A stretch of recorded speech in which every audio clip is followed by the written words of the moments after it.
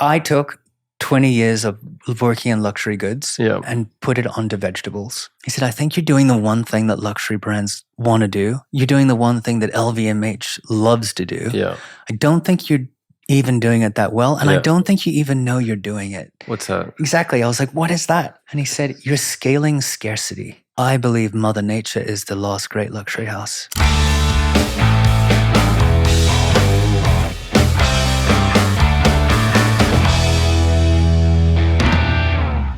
Thank you, Richard Christiansen, for coming here today. I'm so excited. It's a real honor. One, you're a fellow Australian. Indeed. Actually, I don't know where in Australia you're from. I'm from a little town called Jaramba, which is in northern New South Wales. So it's south of Brisbane. Yeah. Okay, great. So my mom's from Wagga Wagga. I think I told you that. Oh my God, that's right. Yeah, you did tell me that. Yeah, my dad has a farm in Forbes. Really? In Forbes? Which is not far away. So my mom's family, they were rice farmers. My brother and I, as kids, we used to go to the farm. We were 16 years old and drive cattle from one farm to the next, which is, I still remember that. And if I told my 3 boys now to go do the same thing, they'd be like, hell no. Yeah. But different. I'm also an identical twin. No, you're not. I am, yeah. You're kidding me, no, right? And you are as well. We have a lot in common. Oh my God. What's the name of your brother? My brother's name's Jeffrey. And, So where does he live? He just moved back to Australia. He was in America for a while. Okay. But I'm sure we'll cover this, but the grass is not always greener. Yeah. And I left Australia as quick as I could and as fast as I could. When did you leave Australia? I left when I was 17. Okay. So just a few years ago. Wait. And literally I could not wait to leave. I wanted to get out of farming life, and it's so funny now I'm back in farming life. It's a full circle thing, but that's crazy in a way. But just wanted to work in luxury, and I wanted to work in design, and I wanted to come to America, and I wanted to. Did you buy a one-way ticket? I moved to London first, and then like many kids at that age, and then that's a ritual trip for every Australian that goes straight to Earl's Court. Yeah, straight to West London, and then I was there. I think about it now, being 17, going to another country, writing a written letter to my parents, and. So you didn't go to university? I did. I left early. I went to London to finish university, and then worked there for a bit. It's such a funny story because I was in law school. I was working in bars at nighttime, paying my way through, and this guy came up to me one day and said, "You've always got a good story. You're really good with difficult people. Yeah. You seem fun. You should work in advertising."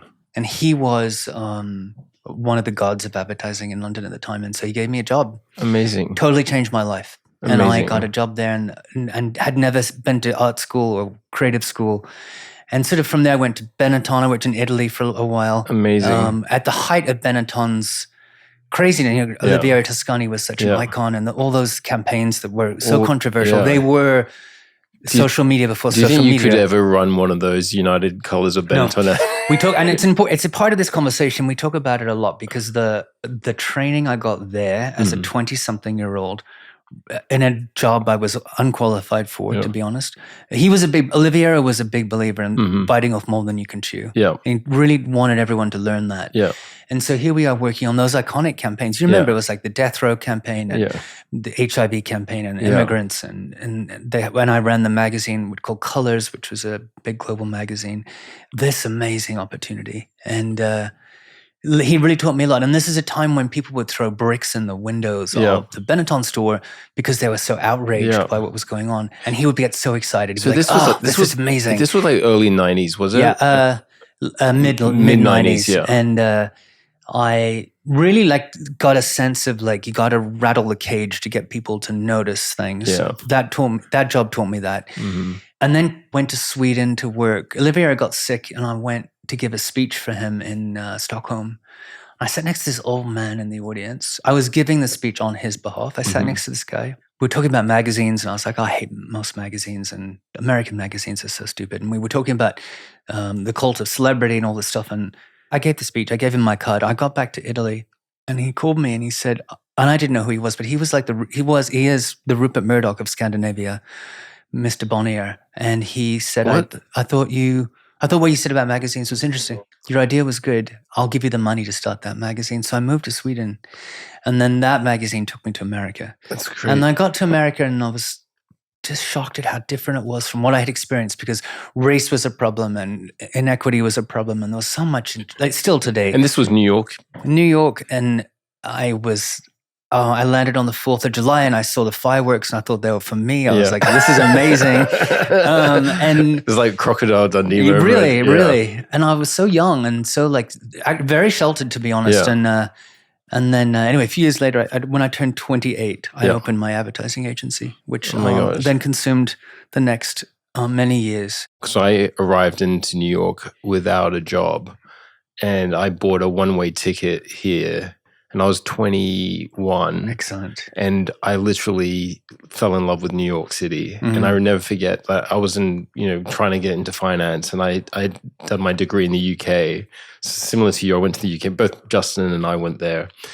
I bought this one-way ticket and I got there and I didn't even know how I was going to get a job. But a friend of mine was working at Smith Barney, which was Merrill Lynch at the time. Yeah. And I took his key card he goes, go get a job, walk around the trading floor. No way. Which is what I did. Did you really? Yeah. So I went around and started speaking to random people on the trading desks. And I said, I'm looking for a job and blah, blah, blah. And they're like, how did you get on the trading floor? We're calling security. And eventually I got a job. After that moment in time, I said, you know what? I need to move here. I didn't get a job with Merrill. I ended up phoning up, getting a job with JP Morgan. And I phoned up from downstairs on Wall Street. And I said, I'm here for my 3:00 interview. And they're like, who are you? I'm like, I put on the strongest Australian accent I could. I said, I'm flown here from Australia. I'm here right now. But you didn't have an interview, right? No. They said, come upstairs. So I came upstairs. I got the job. Amazing. I was one of 3,000 applicants. And I got the job there. I was like, okay, this is meant to be. But I think it's those moments in time, like, you had no money. Yeah. You're in a new it's so city. good to have those moments. Yeah. And you don't, because, there's no social media, as you said. There's no phones. Yeah. I remember when Palm Pilots became a big thing. And then, where are you going to live? But, landing in New York City back in those days. You had to hustle. Hustle, but still the best years of my life were, or the best years of New York, in my opinion, were in the late 90s, New York City. I sent someone trying to get a job in New York. I sent someone a big telephone, like a rotary big telephone in a box with a ribbon with a note that said, pick up a phone and call me. And the building got cleared because they thought it was a bomb. And so he did call me and he's like, I'm not giving you the job. But that was good. In a way, I think the technology of it all has made that kind of grunt a little bit rare today. Yeah. The physicality of having to move through the world and make things for yourself, whether you're making an interview, whether you're making a thing, 100% is harder than ever. Yeah. And I see it a lot in the people that we hire, both in the agency and at Flamingo. And it's different now. Obviously as humans, we were never born with technology in our hands and, it was never meant to be. But now when you're building a relationship with someone and you're meeting someone for the first time and they've already done all their due diligence on your phone and figured out everything they possibly can. It almost takes the mystique away from and the mysteriousness about it. And, and I think one of the things which brings me back to like what you've been doing with your life is and I'm very excited to hear how you pivoted across, but the mysteriousness of the brand, and how and there's so much to talk about a brand because people always talk to me and say, how long does it take to build a brand? And I said, it's at least 5 years minimum. Things take time. You can't rush things, but talk to me so you got back to New York. I want to go back to this because this is exciting to me. New York, I started my agency and this is Chandelier. Chandelier, yeah. We called it Chandelier because I kept working in magazines. I got a job in publishing and was running a magazine, and I spent the whole year's budget on the art department's budget on the first issue. And I went up, it was for Time Inc., and I went up to the top floor of Time Inc. I had to handle the invoices over, and I remember it so well. This woman was so angry. She's like, you're so outrageous. You'd spend all of our money on a chandelier if you were photographing a football player. But I really cared deeply about the creative. And I at that point had got more confident in just like how I was like creating things. And anyway, and so then they used to always, as a term of real like insult, they would say every time me or the team would go up to the executive floor, they'd say, here are the Chandelier people, really as an insult for the way we would spend money. The magazine was doing well and people loved it. And then for reasons not about the business, they closed the magazine. And we had this big team there. And I said, I'll I'll sell my apartment. I'll match your salaries for a year if we start an agency. We had seen all the agencies come in to pitch advertising. None of us felt very impressed with them. And we thought, well, we've not done this before, but how hard can that be? And I think we could figure it out. And what should we call it? And someone said, well, why don't we just call it Chandelier? Because that's what they call us all the time, the Chandelier people. So we did, and we ran out of money. And we were working in my apartment. But one of the people I met in the magazine was Nordstrom, the store Nordstrom. And they had an RFP to do their catalogs, which at the time was a big deal and a big job. I said, I'm going to get that job. So we went to Seattle. I pitched it. And they loved it. And then they said, you can have the job. And that we were a week away from running out of money. And I was like, or something like that. I remember thinking, this is not going to last. Anyway, we got the job. And then they said, we just need to come to New York and meet the team and see the office. We want to make sure you're big enough to handle the project. But we didn't even have an office. And so but across the street from my apartment, I could see a floor of an empty office floor. And so I went to the landlord of that building and I said, can I rent it for a week? And so we rented it. We went and bought all these secondhand desks. We painted everything black so it matched. We rented all these computers and we got on Craigslist. We got all these strangers to come and sit in the office. You got fillers? The whole floor was fillers. That's a baller move. Oh, there was not enough outlets, so we had to turn the computer screens to the wall so that they couldn't see the screens were not on. So people were typing on computers that didn't work. My cleaning person who was cleaning my apartment once a week, she stood outside the hallway and was ringing the one working phone over and over and over, so that it sounded busy. It sounded like we were busy. And so the Nordstrom crew came in and we did the song and dance, and they were like, "Oh, this is great!" And we got the job. That then did become our first office. We took the lease. Isn't that crazy? The hustle that you had then, really. And then the thing is, I hadn't told that story to anyone. And then maybe about 3 or 4 years ago, and I think it was the New York Times wanted the founder, tell us about a first story. And I remembered it. So I told the story. It got printed. And the people from Nordstrom called. Oh my God. And the person who gave us the job, was still there.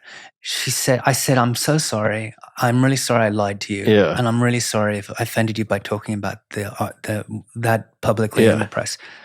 And she said, no, I'm calling you to tell you that we knew you were full of shit. We knew that you were lying, but we knew you wanted it so badly. Oh my God. We had to give it to you. Isn't it incredible? Yeah. I love it. I mean, it's that's the grit and that's the hustle. To get a job done, when your livelihood depends on it and you want it, it's I can't imagine an instance right now where people can't do 10,000 other things before that you even get in the room. I also think being a father to 3 boys who, how old are your boys now? They're 20, 18 and 16. 20-year-old wants to quit university. Sorry to his mother if she's watching.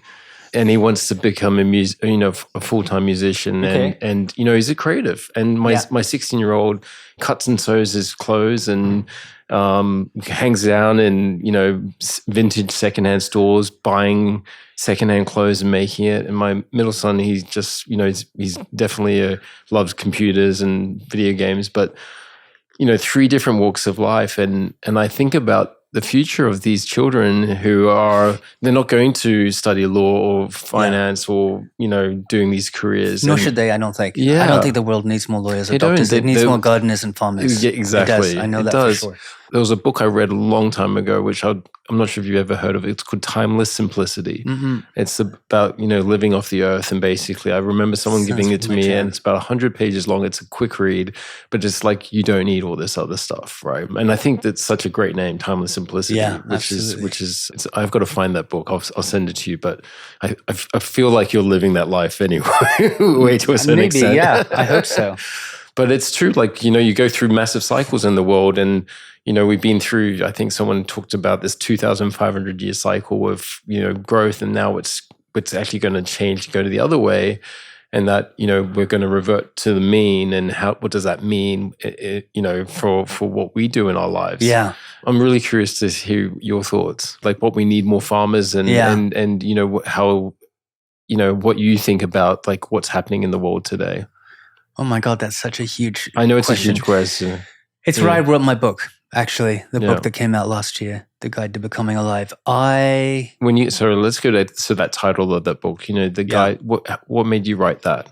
I always have had imposter syndrome, and I always I've never been nervous or scared to jump and take. I really fully, with my full heart, believe if you jump, a net will appear, and that's always happened. So I'm not risk averse, but I get nervous, and I was nervous that Flamingo Estate became such a big business so quickly, and I hope that we've made a dent in culture, and people notice what we're doing, and I was just worried we were a COVID baby. I was worried we were a fluke. Maybe we got a lucky break. Yeah. So I first and foremost wanted to meet people, talk to people who had created worlds or businesses or something, and they had built a wall around them and they had guarded them with their life. And I wanted to figure out what were the tools I needed to do the same. Also, a little bit of the book is about how I started Flamingo, which was also a story of coming alive because I had been so dead for years. I had worked and worked and worked, and New York had really seeped the life out of me. And I was sleepwalking through life. And so there's a bit about that. There's a bit about how Flamingo started. It's a very selfish project. Yeah. It started as me making stuff that I needed to wake myself up. It feels like the creation of Flamingo Estate is a metaphor of your life. It was. It still is, actually. Yeah. And so very selfish in that way. I got to Los Angeles. I was just overworked. I spent 20 years almost in that office in New York that I just talked about. Every weekend, every night till 11 o'clock. And at some point, the thrill of the chase at some point became treading water, but I don't know when that happened. Then it was sort of too late. And I was like, I built such a big business there. How dare I complain about it? I'm making more money than my mom and dad ever did on the farm. Yeah. How dare I not be happy? Yeah. So by many metrics, I had achieved some things. By other metrics, I was just deeply unhappy. So when you think about, building a business, and you were at the whim of clients who were like... I was sucking up to everyone. First of all, you had to suck up to everyone. And if someone said jump, how high? And let me do it twice. You do it twice, and then get on the plane and do it in Texas or do it in Boston. Yeah. In between those moments, it's like you get into depression because you're like, what am I doing this for? Yeah, no, it's very true. After that long, I lost my respect for a lot of people. A lot of people I was working for, a lot of brands that didn't listen to my advice. I was good at my job, and I was the quarterback. I was pitching the work. I was coming up with the ideas. We had a really big team. I ran the place, and I got really annoyed when we were pitching work or doing work for people that didn't listen, or I could see from afar they didn't know what they were doing. I started to resent it, not get excited by it. So I could really feel the whispers of needing to change. And then the real truth of the story is the day that I said I was going to do Flamingo full time was when the agency almost died during COVID. Yeah, it just was on life support. Yeah. The people that I had worked with, who I'd known in my 20s, who are now married with kids, I loved deeply. We had to let a lot of people go. Did you furlough a lot of people? Or just I waited a long time. I wish I'd done it earlier, but I didn't know. We all didn't know what was going on. Yeah. But we did. Yeah. And the agencies just shriveled from, an office in Hong Kong and in something in Europe and then crazy, in New York and here. And then all of a sudden, my greatest fear was that we wouldn't have the money to pay for the rent for that office. All my self-esteem, all my self-identity was tied to that job and that office. Yeah. And I was so proud of it. And so when it crumbled in within a month, it had crumbled. All the advertisers stopped spending money. And I was like, holy shit, my greatest fear has come true. Here it is. At my feet. It's almost like you attracted it because you were thinking that truly, it could happen. It's the best thing that ever happened. But at the time, I was just overcome with angst. So we furloughed everyone, and then and we'll talk about how Flamingo was happening at the same time, I'm sure. But so it sort of just went to sleep. It hibernated for a long time. Yeah. And when COVID sort of was wrapping up, we got a call from a big tech company, and the biggest tech company, and rhymes with someone we all know, and they said we really want to do a pitch for a job. And I was like, okay. We hadn't done a pitch for years. Yeah. And those things are expensive to do a big pitch for a big brand like that. You're spending tens of thousands of dollars, tens of thousands. And you've got to go back and forth to their offices. Yeah, and you make fake TV spots and you do the whole thing. So I got the band back together. Yeah. we hadn't been in the same room in so long. We got together. We're like, okay, great. We're back in business. This is going to be a great pitch. Was unpaid, which is not unusual. And, back in the day, we would do 2 of those a month, and we would not even think twice about it. More than that. We're always pitching. Anyway, we did it. We didn't get the job. But the assistant of the CMO sent an email to someone, not me, but someone, and said something very curt, saying we didn't get the job. I was so angry. I called the CMO directly, and I said some rude words, and I was like, You called us out of hiding to solve a problem that you're not talented enough to solve. And you couldn't call me personally to thank me for spending $30,000 on your project, on your problem. Exactly. Did COVID not teach you anything? Did it not teach any of us just decency? Decency. And the joy of work. Did that not occur to you? I was so angry. And that was the day I was like, I'm never coming back. Yeah. And so I gave the agency to the staff who are there now. They're doing very well without me. Amazing. Very, very well without me, unfortunately. But I don't miss it. I'll never go back. Once you've closed that chapter. And that's all I want is, all I could want for your children and for my children and for everyone is to live a life with chapters. Yeah, absolutely. What a joy. Absolutely. To live a life with endings and beginnings. I know for me, when I stopped in finance and trading and I was just burnt out, I remember coming home one day and just saying to myself, what am I doing? Like, not happy. I go to work every morning at 5 a.m. and I'm there till 7 p.m. at night, sitting in front of 12 screens. Yeah. And, it's a thankless job. If I make money for our investors, they're happy. But they won't say anything to me because they expect it. And if you lose money, it's all on you. Yeah. And, and I went from doing that to opening an art gallery. And I said, I need something completely to the other side of my brain. Yeah. And, it was the worst business ever because you just realize that you just buy art and you're trying to convince other people that it's great. But I only did things that I liked and enjoyed. But it was a great thing because there was a complete bookend into that chapter of my life. Yeah. And then I wanted to go and do something creative, which I think for the rest of my life I want to do something creative, like creative stuff around, what we do now with music, with beauty, with art, and that's the fun thing. And I think it's okay not to know. A lot of people ask me about how did you know you wanted to be a creative director or whatever? And I said, I really didn't. Yeah. I didn't know what it was, but I knew how I wanted it to feel and how I wanted my day to feel. I sit into that feeling a lot now. How do I want tomorrow to feel? Not necessarily what I want to do. Yeah. I think that's important. Well, that's what a brand is, right? Yeah. That's how you feel, right? Yeah. No, if it's a good brand. We both share a similar investor or the same investor. And one of the things they said to me, which it still is in my head, is that I used to show brands to them. I say, is this a good brand? And he was like that. Is this a good brand? They believe in what they call love brands. Yeah. And these are legacy brands. It doesn't have to be a brand that's been around for 100 years, but the brands that mean and feel something. Yeah. Tell me what's your favorite love brand? Oh, that's a really good question. It depends on what side. Not your own, another brand. No, you're not my. That's certainly not my own. In all honesty, I think there are some great perfume brands that have been around for some time, and they're and they've stand the test of time. I mean, I do love Byredo. I think they've done an incredible job. It's a brand that people go gaga over. Yeah. I do love. Very consistent. Very consistent. Yeah. Which is something I don't like. Yeah. Actually don't like. I believe this. I love this idea of radical inconsistency in brands. I mean, I do love furniture and as you can see in our house, there's many different colors here. I don't like things that fit together. I mean, I think there's a lot to be done with, interiors and exteriors that are really fun.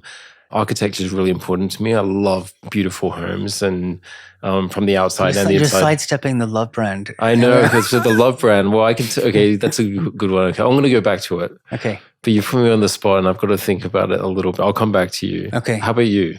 Hermès, I think. I think there's so few brands that are able to have the things I really have come to love are craftsmanship and the touch of a hand and deep confidence in what they are doing. I actually for Christmas last year my partner Harvey gave me a he bought every single Hermès catalog ever printed. Wow. And we opened up some wine and we spent between Christmas and New Year just reading all of the catalogs and fell madly more in love with that brand than I had before. They were in the height of its snobbery in the 80s. Yeah. The editor's letter at the front would sort of say like, yes, we're too expensive for you. That's because what we do is rare and the materials we use are rare and the craftsmanship is rare. And if you can't afford it, that's fine. There's other brands for you. This sort of like, you can't sit with us attitude, which I found so refreshing in this era where we just want to suck up to everyone. And everyone wants to discount. Yeah, and they don't. And so there's this like real stoic confidence with a brand like that. And I think I like the idea of legacy brands and deep tradition, even though we're a young brand. Yeah. I hope people feel a real like sense of place and tradition. Yeah, I mean, the Hermès story and LVMH story obviously is like so incredible. I'd met some farmers because I had bought fruit trees from them for my garden. And the garden was my just greatest love. It's amazing. It's amazing. And, in a way, like I keep saying I hate celebrity brands, but someone reminded me the other day, like in a way, like the house has become the celebrity. It is. It's the center. It's a gravitational force. I mean, we never intended it to happen that way. And Harvey actually gets so angry. Like people, when we were... Do people try and come to the house? All the time. We've scrubbed the address off the internet. People still find it. People ring the bell. It's not a big home. Everyone thinks it's a sprawling mansion. It's 1.5 bedrooms. Yeah. But it's a beautiful home. Amazing. And it's a huge garden. So did you tear it down or did you just refurb the whole thing? We renovated it and we built a couple of new structures. I built a bathhouse and a few other structures. And I left the gate open. Yeah. The story was sort of pivotal. I left the gate open one day because we got new neighbors and I invited them over for lunch. And I was in the kitchen cooking and I heard the toilet flush. And I was like, wow, they're so early. Why didn't they say hi? They came in. No, and so this huge man came out of the bathroom and I have a really small guest bathroom. He kind of squeezed out of the door like an airplane bathroom, just squeezed out. Yeah. And he said, oh, hi, can you get me a beer? Oh my God. And I was like, who are you? And then his wife or girlfriend came out of my bedroom with her phone. Oh my God. And she's like, I'll have a beer as well. Oh my God. And I was like, oh, were they Australian? No, I know I said that like they were, but they were not. They're very American. They're like, oh, this place is open to the public, right? And I was like, no, it's not actually. It's my home. It's not a museum. And it's my bedroom. So they left, and then Harvey and he gets really annoyed at it, and he's like, I wish we could just build another house. And so just not long after that, I really love putting things into the universe because like literally the next week we got a call from My Teresa, this great fashion brand, and they're like, we want to do something with you. We want to build a pop-up. Could we build something crazy? Yeah. And I said, for the holidays? And I was like, why don't we build a 1-for-1 exact replica of the house? Mm-hmm. We don't want people to come here anymore. We're sick of people coming over. We're going to build another one. It's going to be exactly the same. Every piece of furniture, every piece of art, every single thing in the house. But we're going to build everything out of gingerbread. And so we did. We built the whole thing. But where? In Highland Park. We built it it was baked and built in Burbank. And we pieced it and then assembled over there. And it was a 1-for-1 model. And how long did that pop-up save? It was there for the whole holiday. So it was there for like... the bees must have loved that. It was down the street. It was down the street in Highland Park. But the first opening day, 2,000 people lined up. Jeez. And so that like the house has this like... this enigma, fascination from people, and the reality of it's a lovely home, but it's not. Yeah, and I think sometimes like people are often like, oh, but it's the mysteriousness of it, right? And they're like, you should open this up, and more people should come in. It's like, actually, no, we actually do the complete opposite. Yeah, it's the opposite. Because I think it almost is like I think about the Playboy Mansion. It's one of those places that we all think we know, but none of us have been to. Absolutely. And so that kind of idea, I think, there's a power in this world where everything's visible and you can find out everything about everything, and Instagram has ruined the surprise of everything. To have something that is mysterious. You want what you can't have, exactly. Right? When you first moved into the property and, this is now it's a business you're starting. It wasn't then. No. So how long before you actually started, actually it was a business and you're like, okay, I'm in it now? Do you know how I found it? No. I was here on a photo shoot and I used to have bees in New York. My mom and dad were honey farmers. Okay. I had bees in New York and I would give everyone on a photo shoot a jar of honey as a thank you gift. Always. My own bees from Long Island. So from Australia? No, from Long Island. Okay. And I had bees there. So someone would say, it's slightly more complicated, but it sort of was like, oh, you a beekeeper? And I was like, yeah, kind of. And she's like, my neighbor has a 7-acre garden. crazy garden Yeah. in the middle of Los Angeles. Yeah. This giant property in the middle of suburbia. He's a hoarder. He never comes out. His partner had just died, and they loved the garden. Would you come over and put some bees in? And I was like, okay. And so I came over the next trip. I got some bees, and I couldn't believe this property. It was a tear down. The house was really in bad shape. The garden was also in bad shape, but you could tell at some point someone loved this place. It's just like, it was crazy. And over in northeast Los Angeles, sort of the city had been built around it. It sort of was hidden in plain sight. Mm-hmm. And this old man came out with a little walking stick and a silk bathrobe, and a short silk bathrobe. And he showed me around. He never invited me in the house. I took a photo of it. I put it as my screensaver. Yeah. I said, one day I'm going to live there. That's crazy. I was so worried someone else would find it. Oh, my God. And he was a hoarder, so he was very protective of people coming in there. Years went by. Yeah. And then I would see him every time I came here. I'd check on the bees. I was never allowed inside. And then I said to him, he's at this point near 90 or something. I was like, you really should sell this house to someone who can restore it and restore the garden. Yeah. And he said, you should restore it. And so for a very, very small amount of money, I got the house with the condition I didn't see inside. And it's sight unseen. But I could tell it was something crazy. I was just like, oh my God, what's going on here? And you probably know that many people know the punchline. When we finally got inside, hundreds and thousands of not hundreds of thousands, maybe thousands of big metal canisters of film. That was all porn that was filmed there from the 50s to the 80s. It was a prolific porn studio. No way. When I started to look into it, so it had been a prolific porn studio.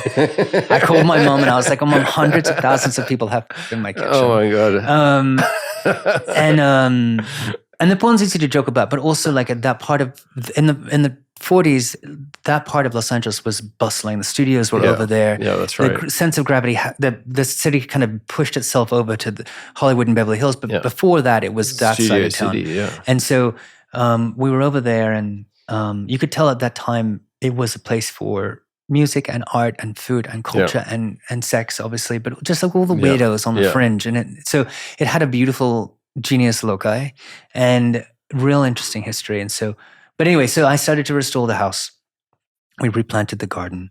And that was years. And, probably just as we sort of finished everything, COVID hit. And the rest of the story. I was like, let me sell the vegetables. I have a good LVMH story. Do you? I want to hear it. We went to them to ask them for funding.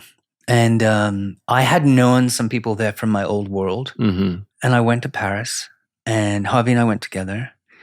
And this we got through layers and layers, and like finally got to see the main person. I remember the meeting so clearly, though, that I was nervous. We were running out of money. We were always running out of money.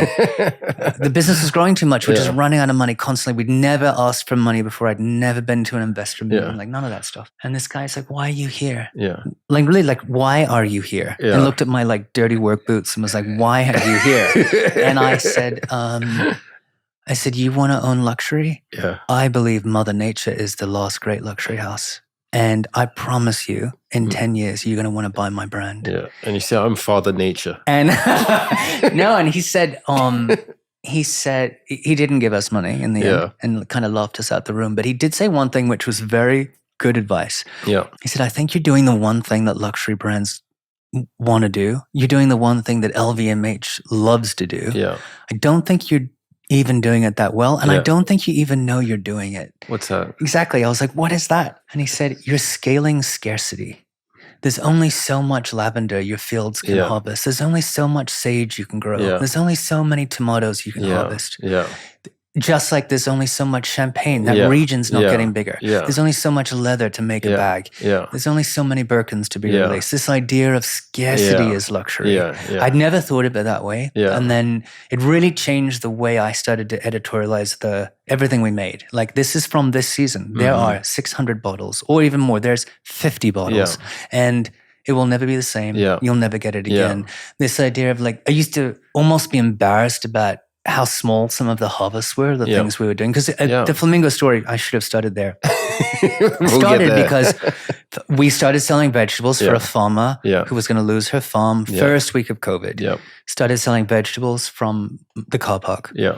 and named it after my house. Yeah. And Was the house called Flamingo? no, I named it Flamingo because it was a pink house on a hill. Okay. And this is as my business is crumbling. Yeah. It's happening in the same 3 weeks. Yeah. My business is crumbling. I owned a bookshop here in Los Angeles, a design bookstore. Yeah. Was working there on the weekends. Yeah. Loved working the bookshop. Yeah. This farmer walks in and she says, I'm going to lose my farm. And I said, no. And my parents lost their farm when I was a kid. Mm-hmm. And so I said, no, we're not going to let that happen. Bring your vegetables in, I'll sell them. Yeah. And I think she thought we could sell 1,000 boxes. That first Friday, we sold 300. The next Friday, we sold 600. And then we Wow. sold 1,200. In 6 months, we had 50 trucks. And one farm became 2, became 10, became 50, became now 128 farms. Oh my gosh. So Flamingo is really a family of farms. So do they ship the product to you, or No. it goes to a? It happens in different ways. This is why it's a complicated story. The fresh produce, flowers, all that sort of stuff, which we still do. Yeah. That all gets centralized they pick on Wednesday, they pack on Thursday, Yeah. they ship on Friday. But Yeah. that's just in LA, it's become still thousands of boxes every week, but it's not big piece of our business. Yeah. What is though is candles and body care and beauty and all that stuff. So those ingredients come from farms. Yeah. I've got lavender, I've got sage, I've got whatever it is. And we make that now. We have our own facility. And I think that's the odd thing about this story is that when most people want to start a business, they're like, oh, I'm gonna make this thing. What do I need? Yeah. We never intended to do that. People came to us and said, I've got 30 acres of something. What can you make? And so in that first year and a half, we made 150 products, which is unheard of. The funny thing is, we met 4 years ago. Probably when it was like the Muppet Show. I remember because I reached out to you. We went through a mutual friend. Who introduced us? I think it was Sid. I think. Oh, was it Sid? Oh, that's right. I think it was. That's right. I remember I was living in Venice and I was walking down the boardwalk and I was talking to you on the phone. I was like, we had just subscribed to one of your boxes. And I was like, I love the vegetable box. It was a vegetable box. Yeah. And back in Australia, they were doing these boxes of vegetables. Right. I forget there was a company that did it. Yeah. There's a couple, Natura did one. There's a couple of other good brands. There was one famous one, I forget. And then I was like, wow, this is so cool because it's not wastage and it's the seconds as well as the nice ones as well. But I just love the branding. And I was like, it spoke to me immediately. And I was like, first of all, it was a very mysterious name, like Flamingo Estate. Like, where does this come from? I've never heard of this before. The branding was, and Harvey's should take credit for all of that. We work together as well. He does all the design work. But what was Harvey's background, a designer? He was a creative director as well. Okay. We met also that first week. We went on our first date that week.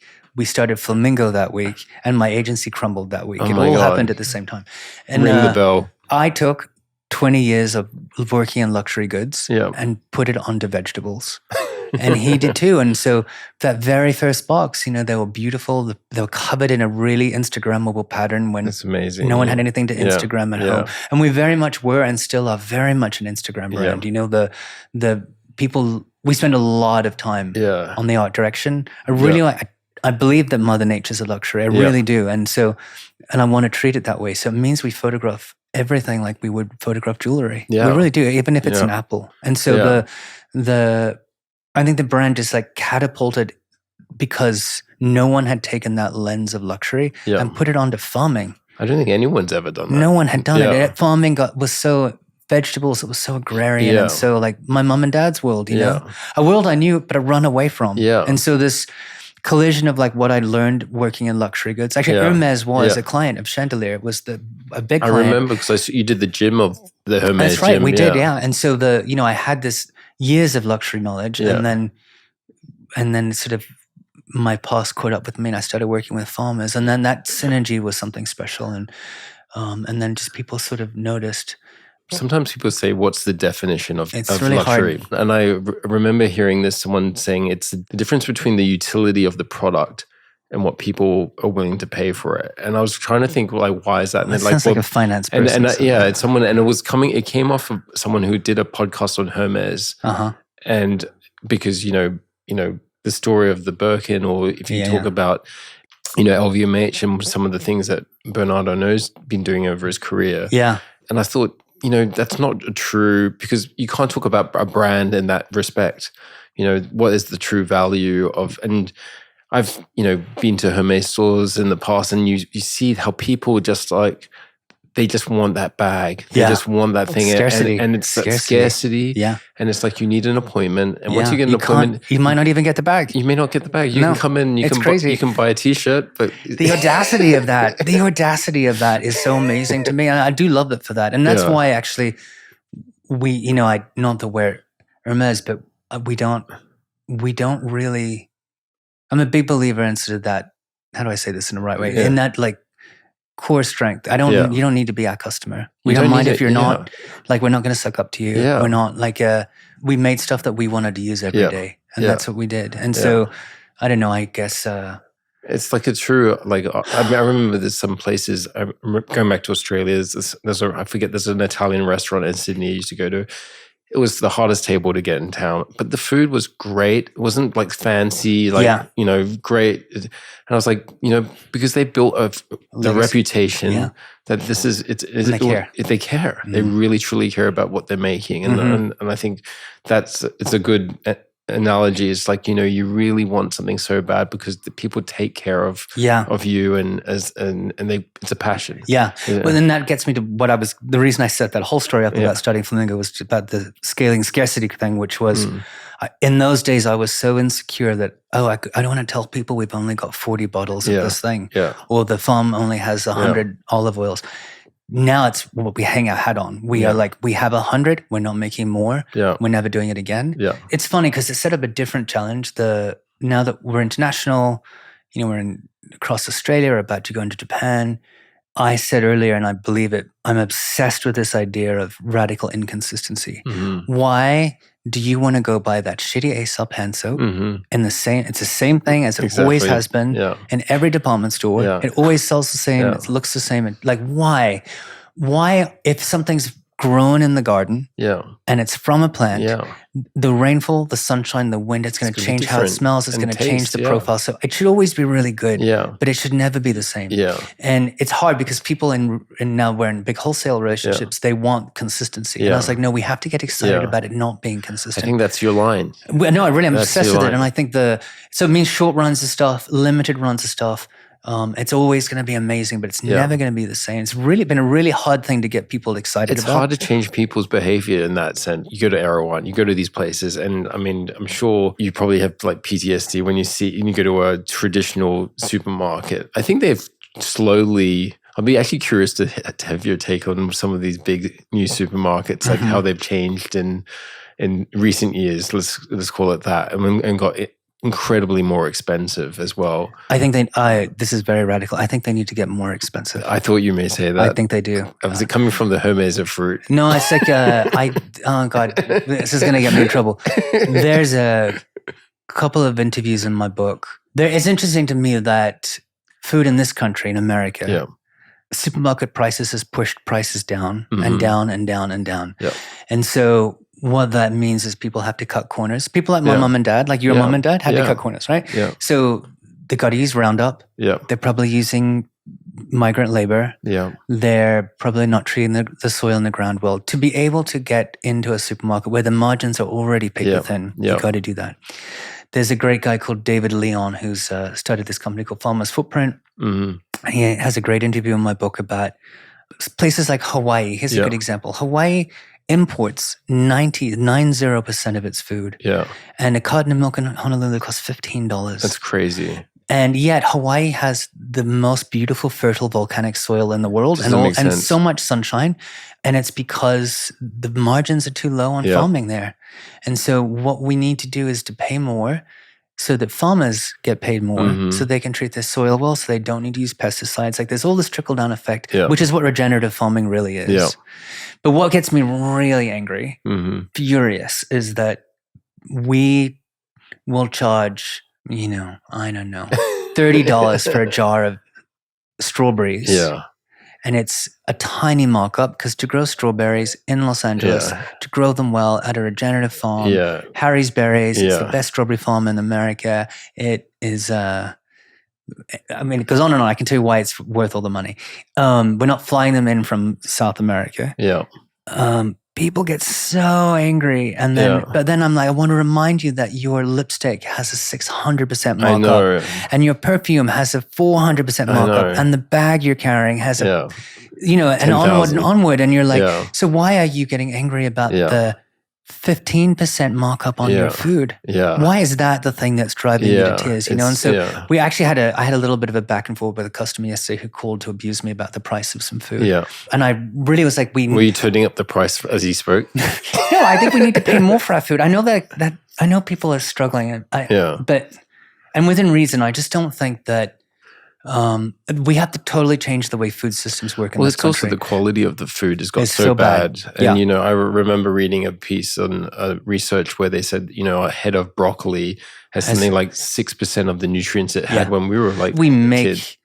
All of our stuff is basically food-grade ingredients that we started making other things from. And so I really have a much deeper connection to farming and the land than I ever did, even though I came from a farming family. Isn't it funny? Like, it almost goes back full circle because the one thing is Australia's done it pretty right. They have actually. They really have kept the farming community, even though it's gone through droughts and they protected them. They protected them. Yeah.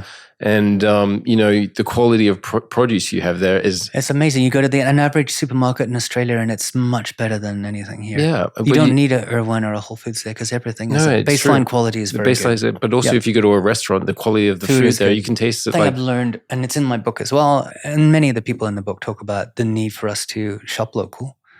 Grow our own food if we can. If not, at least shop local. We should not be flying in vegetables across the world. We should not be doing it. It's so bad for the environment. We should not be able to get a watermelon in Los Angeles in winter. Yeah. We should not be able to do that. Just choose not to. You don't have to. So I think there needs to be a little bit of a radical shakeup in the way that so when you see these square Japanese watermelons appearing here for $4,000, oh my God! Have you ever been to the I'm not sure. It's at the beginning of the fish markets in Tokyo. I have been there, yeah. And they have all the vegetables, and you can buy the $60 mango. Mm-hmm. I was heard a funny story. So I went out there for my 40th birthday with my brother, and we had a big night out, and we had to make it back to the airport, and we had bought $200 worth of mangoes, and we were on the way to the airport and decided to turn around to pick up these stupid mangoes because we spent so much money on them. We left them in the hotel room. So we went back. Did you miss your flight? We didn't miss our flight, okay, but we ate mangoes hungover as shit. It's actually the best hangover food. When you think about what you've built and the long-term vision of where you're going, it's a marathon. Mm-hmm. We're not trying to get out and sell the brand. No. You go to these meetings and the first question was like, when do you want to exit? Yeah. I was like, I don't even know. Why are we talking about leaving the race before we've even got into it? Plus I'm living in the house. Yeah. It's so personal to me. It is my home and it's the stuff we do. The other thing I wanted to say when we talked about the agency, and this sort of is part of this, for my whole career, people would come to the agency and ask us to solve problems.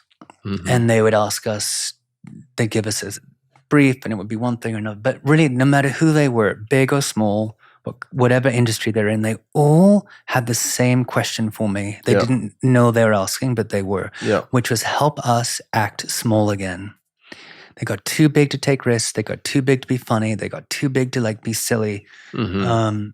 Not be small, act small. Yeah. And so my desire with Flamingo is to always act very small. It's such an interesting way to put it. I want to get very big. I want to build $1 billion brand. I really do. Mm. And I'm not saying that because I'm greedy. I'm saying that because I'm sourcing things in a different way. I'm treating the earth, I hope, the best way we can. I want to turn around to Procter & Gamble and L'Oreal and Estee Lauder and say, look, you can scale a brand this way. Yeah. And no one has done that yet. Yeah. No one has worked directly with farmers to make beauty products and scale the brand. No one has done it. And I say this, I share this story often, that I remember checking into a hotel a while ago during a conference, and this guy was checking in next to me, and he was obviously the big boss at whatever big brand was there. Mm-hmm. Everyone was fluttering around him. And his colleague came over and said, "Oh, I want you to meet Susan. Susan's doing the company's social media now," and he meets this 20-year-old girl who shakes her hand, and I wanted to shake him really hard and say, "Why would you outsource the biggest window to your brand to the least experienced person? 100%. You should be writing the social media copy. If you're driving the ship, you should be the one telling the story. Absolutely. And so I don't think you can never outsource that. I mean, I never will. I think that's just, especially for our listeners, because if it's your brand. Yeah. You're the voice of the brand. No one's going to say it better than you will. And no one's going to believe it more than you will. Yeah, and you feel it every single day. Like when you're walking around your own property, that's what you want to emote from, for people to feel and think. And then no food for you. And then, and if they're long and I'm having a funny long day. But just it's a living, breathing thing, a brand. Yeah. You got to treat it that way. So what is like a normal day for you? Like you getting up, like me running a whole business in your farm. Like do you have like a set schedule? Like I'm pretty regimented. I get up very, very early. What's early? I'm up by 6 normally. Okay. 6 or before 6. If I can, I'll go say hi to the goats. Yeah. I'll make coffee. I'll make coffee first thing, my own coffee, Flamingo Estate coffee. It's goat milk? Good. No, we don't use goat milk, actually. We will at one point. Make coffee, and then I'm on my bicycle. Wait, so you roast your own coffee? We roast coffee on Tuesdays. Oh, wow. Which we sell. Amazing. It's great coffee. And then I have the coffee, and then I jump on my bicycle. I don't own a car. And so I ride my bicycle from the house, from the estate to the gym. And then it's about 30 minutes. It's so good for me because it's just the only time I can really think about my day. Yeah. I do lots of like voice memos on my bicycle. Yeah. Get to the gym, I work out for an hour, and then I ride another half an hour to the office. And so by the time I hit the office around 9, I've really got my whole head out into thing, and I'm done. And then I can go into the day. Do you find like when you've done all that preparation in the morning, and I have something similar, I do the same, I go to the gym or something, by the time I get to the office, I know exactly what I need to do. Yeah. And I can actually leave relatively early because I feel like I've done those 10 things that I had to knock off the list. How does it feel for you? I feel like if I don't do that, my day's always really not productive. Yeah. My brain needs the exertion, I think, to then be calm all day. I also feel like, when you're building a company, and I've had different experiences where I've had business partners where, the relationship wasn't as conducive. Like they were in it for the money. I was in it for building a long-term business. And I think that your employees around you, if they don't feel the momentum in you, like the energy that you believe in it, you truly believe that this is going to be, like you said, $1 billion brand, they're going to find other things to do. And there's always this natural attrition that you can see when people's eyes are glazing over and like, hey, I'm out of here. Yeah. But, I find that, to motivate and build a company and build a culture around you is the most important thing. Yeah, and I honestly learned that from not doing it very well. Yeah. Same here. I've really messed it up before. How many people do you have? I mean, it's not so small in total, but it's probably without a warehouse team, probably 40. Okay. But we we make everything ourselves. We pack and ship it ourselves. Like it's still, I'm trying to hold on to it all very tightly. I think that's, first of all, let's take a step back. When you produce so many products, like so many freaking SKUs, I compare it to some shampoo brands that have 5 SKUs and they've had it for the last 25 years. Yeah, that would drive me crazy. I love newness. And it's great because you can create something new every single day if you wanted to, right? You're like, okay. And people said, well, guess what? You've already created 5,000. It's interesting though, the trouble with that, I thought that was a joy. And then I just could talk for hours about the shitty time we had trying to raise money. And we'd get into these meetings and these guys would say, I don't understand your business. Are you a food business? Are you a beauty business? Are you a fresh fruit business? What are you doing? You're doing too many things. Well, no, you should get rid of all the food stuff. The margin on beauty is higher. Just do beauty, only do beauty. What are you doing this for? Why is it? And just everyone had a better way to do it. But sometimes when you cannot explain your business in one sentence, it's sometimes a good business. And I believe that because I get criticized about that as well because we have a media business, we have a creative business, we help brand scale and platforms, we just live streaming. And people are like, can you just stay focused and just do one thing? And I said, actually, no, I can't because that's who I am. Yeah. And I actually really think it's actually a gift to be able to, one, because you wouldn't be doing this job unless you could do all these things too. Yeah, true. Yeah. And I don't want to just be a single SKU business. Yeah. So boring. So boring. And at the end of the day, what we are is a farming business. Yeah.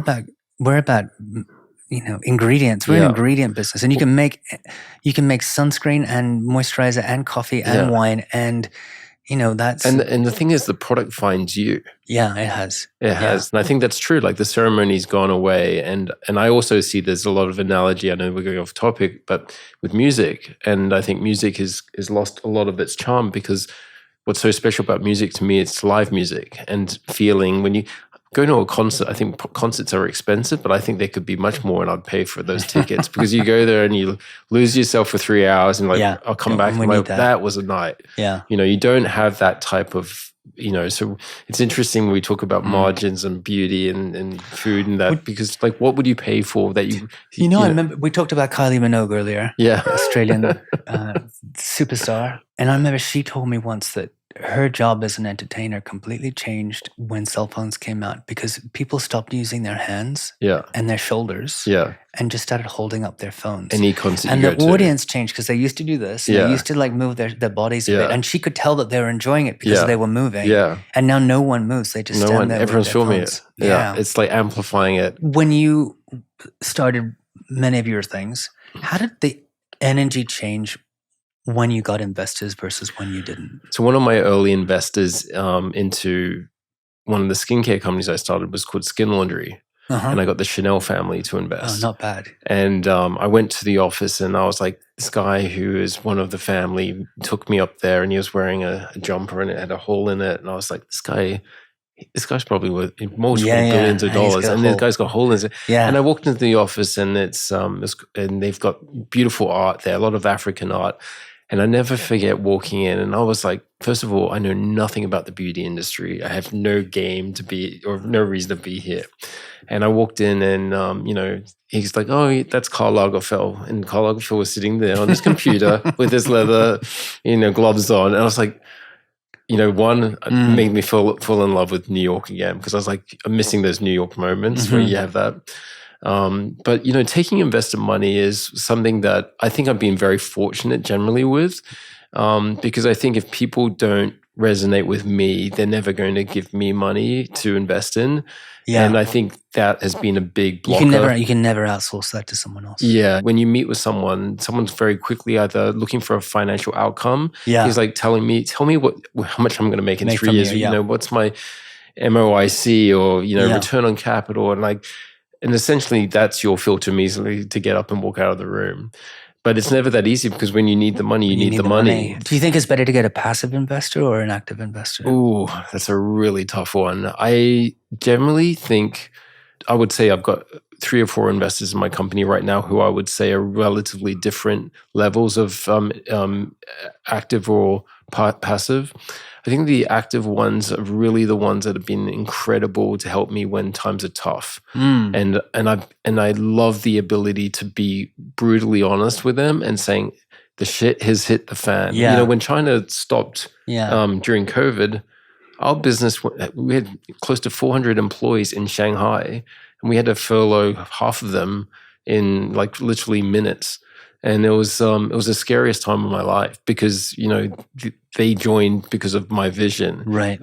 I didn't know how COVID was going to pan out. None of us did, yeah. But I think the thing which I realized was when I had those conversations with my investors or, the active ones, no matter what, they're like, we believe in you, even though we probably disagree with some of these things that you've done in the short term, you've earned a seat at the table. So go do your job. So it gave me a lot of confidence, but I think, finding that investor is harder. I think if I was to say to anyone out there who could support their own business with their own financial means, I would say do that if you can. Yeah. There's nothing like owning more of your own company. Oh my God, I wish someone had told me that earlier. It's so hard. Yeah. It's so hard. And I remember when you were starting your business and we spoke on the phone and I remember telling you it's so hard because you're starting the business in the worst possible time in history, but I love your products but it was we made it through. I was so lucky to meet some people who pinged me in different directions in those days. Emily Weiss from Glossier was another person who I was so nervous trying to raise money. I didn't want to do it. I hate talking about money. I hate it so much. And I said, oh, my friend is going to do the meeting. She's like, my colleague's going to do the meeting. She's like, absolutely not. Yeah. They're going to bet on you. You need to be there. You have to. And then she said, oh, I'm going to show you the first presentation I ever did for money for Glossier. Yeah. And she bought me, and I thought she was going to bring me out this huge document. It was like a 3-page deck. Yeah. And it was so simple. Yeah. And she said, no, they're betting on me. Yeah. And I never forgot that. Yeah. It's 100% the truth. Like whenever I meet an entrepreneur or someone who wants to create a brand, and I also look at my oldest son who's a musician, and it's him. That's where the buck stops. There's no plan B. Yeah. He's like, when I ask him, I was like, "What are you going to do if this doesn't work?" He goes, "Dad, this is the only thing I'm going to do."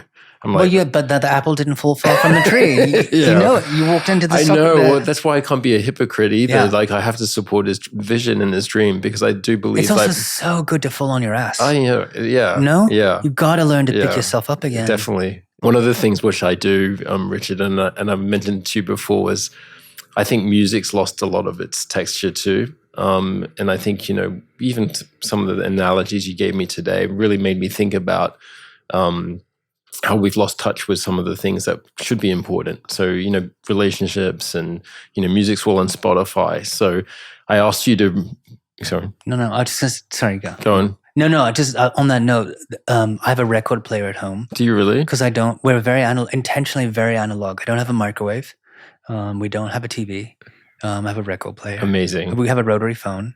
I'm tried really hard to force myself to do things the slow way and the old way. Yeah. Really hard, trying really hard to do it when it's so tempting not to.